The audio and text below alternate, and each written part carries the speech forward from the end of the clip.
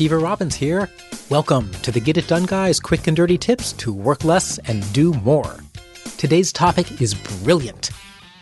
Lionel writes, do you think it's possible to actually become brilliant at a really advanced age? Parentheses, 21. Ouch, Lionel, that hurts. 21 is a really advanced age? We won't even think about what that makes me. Methuselah comes to mind. I love your question because brilliant people make better dinner conversation, and we need more of that. But why do you want to become brilliant? Lots of brilliant people spend their lives feeling cut off from everyone around them who aren't as brilliant. And brilliance isn't a path to riches. In my experience, they're only loosely related, if at all, unless your brilliance is in finance. Let's assume you want to be brilliant so we can have dinner together on my book tour in 2009. Bizarrely, I have a podcast-length answer to your question. Yes, I believe it's possible to become smarter at an advanced age. Let's discuss. Since you want to become more brilliant, let's start with your brain.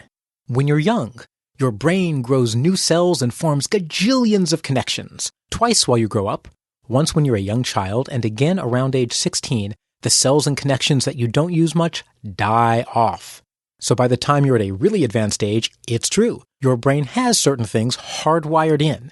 These become your strengths that are lifelong and are so easy for you, you can't believe other people don't think this way. The book, Now Discover Your Strengths by Marcus Buckingham, talks about these hardwired strengths and lets you take an online assessment to find out yours. If you're curious, mine are strategic thinking, being a futurist, achieving, relating to others, and taking responsibility. Your hardwired strengths are just that, hardwired, so you have an advantage in those areas over people who don't have those strengths naturally. One way to become brilliant is to know your strengths, integrate them into your life, and develop them over time so you go from merely good at them to phenomenal, exceptional, world class. I believe some forms of genius probably have to be hardwired. I have no proof except my own experience, but it seems to me that truly brilliant music, mathematical thinking, computer scientist thinking may need to be hardwired. You can learn it, but the truly great seem to be born with the aptitude. But there's still hope for the rest of us. 20 years ago, in the prehistoric era, scientists thought hardwiring was the end of the story. Your brain forms and it's all downhill from there. You and I may not think that's so bad, but listen to interviews with political commentators or movie stars, and you suddenly realize even fame and fortune might not be adequate compensation for being locked inside that brain.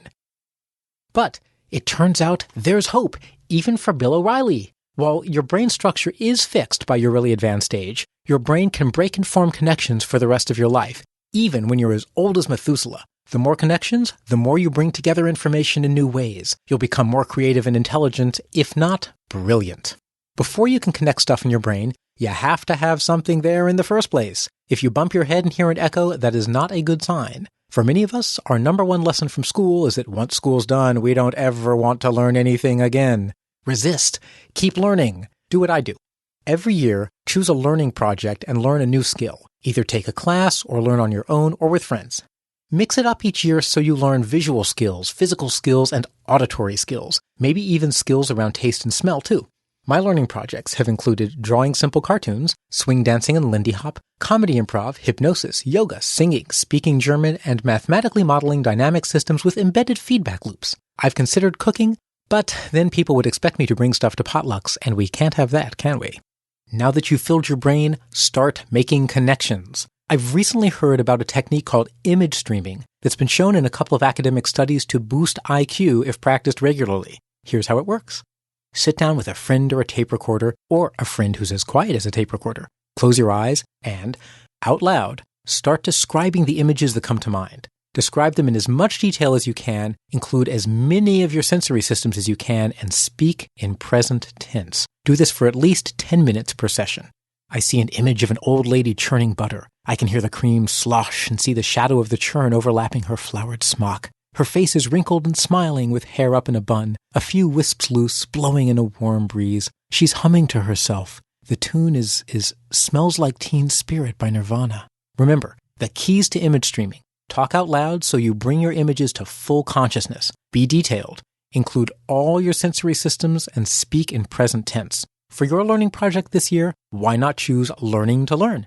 This episode's transcript has links to a few interesting books about brain function and learning to get you started. You can also check out my past episode on note-taking that discusses a memory strategy called mind mapping.